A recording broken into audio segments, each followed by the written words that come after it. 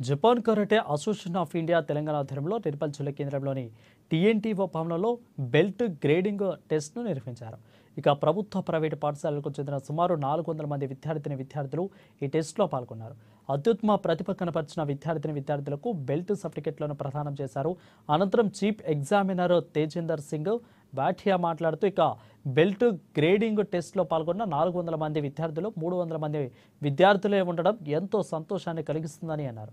ఇక ఈ కరాటే ఎంతో ఆత్మస్థైర్యాన్ని నింపుతుందని అన్నారు.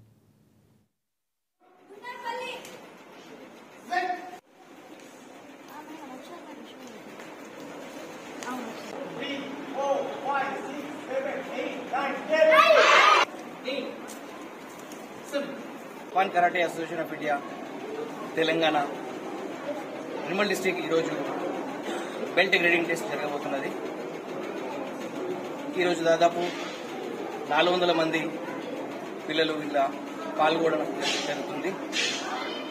వివిధ స్కూల్స్ నుంచి ప్రైవేట్ స్కూల్స్ కానీ గవర్నమెంట్ స్కూల్స్ కానీ అందరు పిల్లలు చాలా ఉత్సాహంతో మధ్యలో నేర్చుకున్న ఈరోజు ప్రతిభ కనబరిచే రోజు. సో ఈరోజు వీళ్ళు చేసిన ప్రాక్టీస్ మీదకి వెళ్ళి ఈరోజు పరీక్ష జరిగిన తర్వాత వీళ్ళకు బెల్ట్ అండ్ సర్టిఫికేట్ ప్రదానం చేయబోతున్నది.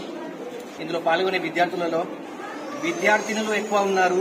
ఇది చాలా సంతోషకరమైన మాట. ఎందుకంటే బాయ్స్ కన్నా ఎక్కువ గర్ల్స్కి చాలా ఇంపార్టెంట్. గర్ల్స్లో అవేర్నెస్ వచ్చింది.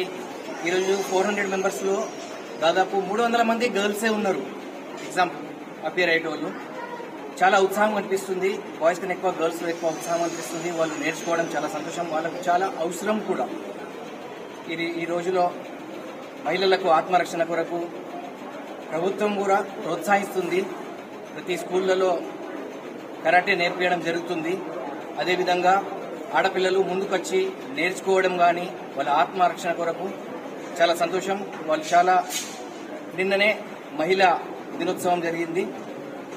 అలాగే మహిళలదే శక్తి కనిపిస్తుంది. ఈరోజు కూడా మహిళా శక్తి కనిపిస్తుంది. ఆడపిల్లలు ఎక్కువ ముందుకొచ్చి నేర్చుకోవడం కానీ